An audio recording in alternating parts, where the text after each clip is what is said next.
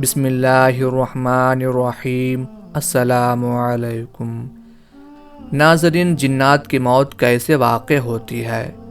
کیا انسانوں کی طرح جنات بھی زندگی اور موت کا ذائقہ چکھتے ہیں؟ کیا ان پر بھی شرعی احکامات اسی طرح نافذ ہوتے ہیں جیسے انسانوں پر نافذ ہوتے ہیں؟ کیا بروز محشر جنوں کو بھی زندہ کیا جائے گا اور ان کا بھی حساب لیا جائے گا؟ جنات کا کھانا پینا کیا ہے، یعنی جنات کیا کھاتے ہیں؟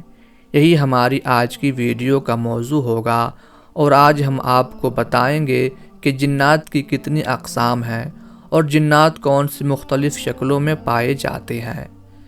ناظرین، جن کا لغوی معنی ہے چھپی ہوئی مخلوق۔ اسلامی عقیدے کے مطابق ایسی نظر نہ آنے والی مخلوق جس کی تخلیق آگ سے کی گئی ہو، جبکہ انسانوں کو مٹی سے اور ملائکہ یعنی فرشتوں کو نور سے پیدا کیا گیا۔ جنوں کے متعلق خیال کیا جاتا ہے کہ وہ مختلف قسم کے روپ بدلنے کی صلاحیت رکھتے ہیں۔ ناظرین، قرآن و حدیث میں جنات کا ذکر موجود ہے۔ قرآن مجید میں جنات کے نام پر ایک پوری سورت سورہ جن موجود ہے، جس کی ابتدا اس آیت سے ہوتی ہے کہ جنوں نے رسول اللہ صلی اللہ علیہ وآلہ وسلم کو قرآن پڑھتے سنا اور اسے عجیب و غریب پایا تو اپنے ساتھیوں کو بتایا اور وہ مسلمان ہو گئے۔ ناظرین، یہ ایک حقیقت ہے کہ جنات اس دنیا میں پائے جاتے ہیں اور قدرت نے انہیں کئی طاقتیں عطا کر رکھی ہیں۔ وہ کھاتے پیتے اور زندگی گزارتے ہیں۔ کل نفس ذائقۃ الموت کے مطابق موت کا ذائقہ بھی چکھتے ہیں۔ اس حوالے سے علماء کے دو اقوال ہیں۔ حضرت حسن بصری رحمۃ اللہ علیہ کہتے ہیں کہ جنات کو موت نہیں آتی۔ ان کے مطابق جنات کو بھی اسی طرح مہلت دے دی گئی ہے جس طرح ابلیس کو دی گئی ہے۔ ابلیس بھی جنات میں سے ہے، لہٰذا یہ مرتے نہیں ہیں، لیکن ان کے پاس اس بات کی کوئی دلیل نہیں۔ ناظرین، قرآن مجید میں اللہ تعالیٰ نے جنات کی موت کا ذکر کیا ہے۔ جنات کو باقاعدہ موت آتی ہے۔ حضرت عبداللہ ابن عباس رضی اللہ تعالی عنہ سے پوچھا گیا کہ جنات مرتے ہیں تو انہوں نے فرمایا بالکل مرتے ہیں، مگر ابلیس نہیں مرے گا، اس کو اللہ تبارک و تعالی نے مہلت دے رکھی ہے، وہ تا قیامت زندہ رہے گا۔ اور فرمایا کہ یہ جب بوڑھا ہو جاتا ہے تو پھر سے جوان کر دیا جاتا ہے، یہ ہمیشہ 30 سال کی عمر کا رہتا ہے اور بڑھاپے کے بعد ہمیشہ جوانی کی جانب لوٹ آتا ہے، یہ رہے گا، اور باقی جو جنات ہیں ان کو موت ہو جاتی ہے۔ جہاں تک جنات کی روح قبض کرنے کا سوال ہے تو اس حوالے سے انسانوں کی طرح ان کی روح بھی قبض کی جاتی ہے۔ ایک شخص حضرت علی رضی اللہ تعالی عنہ کی خدمت میں حاضر ہوا اور کہنے لگا کہ کیا جنات کو بھی موت آتی ہے؟ کیا انسانوں کی طرح ان کی روح بھی قبض کی جاتی ہے؟ اس پر حضرت علی رضی اللہ تعالی عنہ نے ارشاد فرمایا کہ اے شخص، یاد رکھنا، ہر نفس کو موت کا ذائقہ چکھنا ہے۔ اللہ نے اس زمین کے لیے 4 فرشتوں کو ذمہ داری دی ہے کہ وہ اللہ کی مخلوق کی روح قبض کریں۔ پہلا فرشتہ حضرت اسرائیل علیہ السلام ہے جو انسانوں کی روح قبض کرتے ہیں۔ دوسرے فرشتے کا نام اسرائیل علیہ السلام ہے جو جنات کی روح قبض کرتے ہیں۔ تیسرے فرشتے کا نام قہز میبرائیل علیہ السلام ہے۔ ان کی ذمہ داری ہے کہ وہ زمین میں موجود جانور، کیڑے مکوڑے اور پانی میں رہنے والی مخلوق کی روح قبض کرتے ہیں۔ اور چوتھے فرشتے کا نام ادم میکائیل علیہ السلام ہے، جنہیں اللہ تعالیٰ کی جانب سے حکم ہے کہ وہ درختوں اور پیڑ پودوں کی روح قبض کریں۔ یہ تمام فرشتے حضرت اسرائیل علیہ السلام کے ماتحت ہیں۔ حضرت علی کرم اللہ وجہ الکریم نے ارشاد فرمایا، جنات کی موت کا سبب ان 3 چیزوں میں پوشیدہ ہے۔ نمبر 1 مٹی، نمبر 2 بارش اور نمبر 3 شہد۔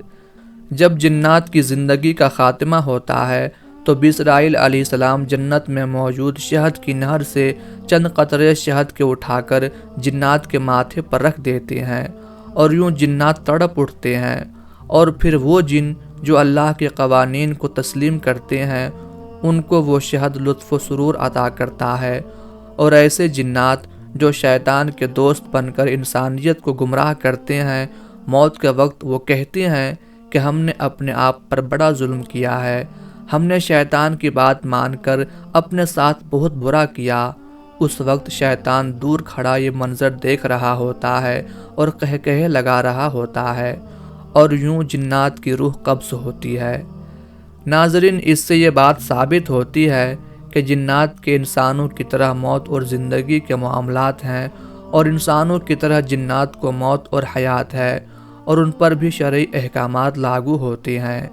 جیسے اللہ تبارک و تعالیٰ نے قرآن مجید میں ارشاد فرمایا، وَمَا خَلَقْتُ الْجِنَّ وَالْإِنسَ إِلَّا لِيَعْبُدُونَ، یعنی میں نے جنوں اور انسانوں کو اپنی عبادت کے لیے پیدا کیا۔ ناظرین، روایات میں آتا ہے کہ ابلیس کو آسمان دنیا پر مقرر کیا گیا تھا۔ اس کا تعلق فرشتوں کے اس گروہ سے تھا جسے جن کہا جاتا تھا، اور اس کا نام جن اس لیے رکھا گیا تھا کہ یہ جنت کے محافظ اور نگران تھے، اور ابلیس بھی ان کا سربراہ تھا اور محافظ و نگران تھا، اور فرشتوں کا سردار تھا۔ یہ بہت زیادہ عبادت گزار تھا۔ تاریخ طبری میں یہ بات موجود ہے۔ ناظرین، اسلام سے پہلے بھی عربوں میں جنوں کے تذکرے موجود تھے۔ اس زمانے میں لوگ سفر کرتے وقت جب رات آ جاتی تھی تو اپنے آپ کو جنوں کے سردار کے سپرد کر کے سو جایا کرتے تھے۔ جنات نے دنیا میں فتنہ و فساد برپا کر رکھا تھا۔ قرآن مجید میں حضرت سلیمان علیہ السلام کے متعلق بیان کیا گیا ہے کہ ان کی حکومت جنوں پر بھی تھی۔ حضرت سلیمان علیہ السلام نے جو عبادت گاہیں یعنی ہیکل تعمیر کروائیں وہ جنوں سے ہی بنوائیں۔ اللہ تعالیٰ نے جنوں کے مختلف اقسام پیدا فرمائی ہیں جو اپنی شکلیں بدل سکتی ہیں، مثلاً کتے اور سانپ۔ ناظرین، روایات میں آتا ہے کہ جنوں کی 3 قسمیں ہیں۔ ایک قسم کے پر ہیں اور ہواؤں میں اڑتے پھرتے ہیں، اور ایک قسم سانپ اور کتے ہیں، اور ایک قسم آباد ہونے والے اور کوچ کرنے والے ہیں۔ ناظرین، حضرت عبداللہ ابن مسعود رضی اللہ تعالی عنہ بیان فرماتے ہیں کہ نبی کریم صلی اللہ علیہ وآلہ وسلم نے ارشاد فرمایا، میرے پاس جنوں کا داعی آیا تو میں اس کے ساتھ گیا اور ان پر قرآن پڑھا۔ فرمایا کہ وہ ہمیں لے کر گیا اور اپنے آثار اور اپنی آگ کے آثار دکھائے، اور نبی کریم صلی اللہ علیہ وآلہ وسلم سے زادِ راہ یعنی کھانے کے متعلق پوچھا تو انہوں نے کہا کہ وہ ہر ہڈی جس پر اللہ کا نام لیا گیا ہو وہ تمہارے ہاتھ آئے گی تو وہ گوشت ہوگی، اور ہر مینگنی تمہارے جانوروں کا چارہ ہے۔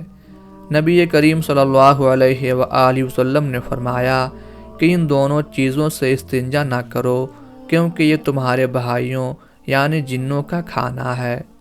ناظرین، قیامت کے دن جنوں کا حساب و کتاب بھی انسانوں کی طرح ہوگا۔ مجاہد رحمۃ اللہ علیہ نے اللہ تعالیٰ کے اس فرمان کے متعلق کہا ہے کہ یقیناً جنوں کو یہ معلوم ہے کہ وہ پیش کیے جائیں گے۔ قرآن میں جنوں کو مرنے کے بعد اٹھانے کی طرف متوجہ کیا گیا ہے، جس سے ان کی بھی موت و حیات کا ثبوت ملتا ہے۔ فرمان باری تعالیٰ ہے، اور اے گروہ جنات، وہ انسان بھی ایسا ہی گمان کرنے لگے جیسا گمان تم نے کیا کہ اللہ مرنے کے بعد ہرگز کسی کو نہیں اٹھائے گا۔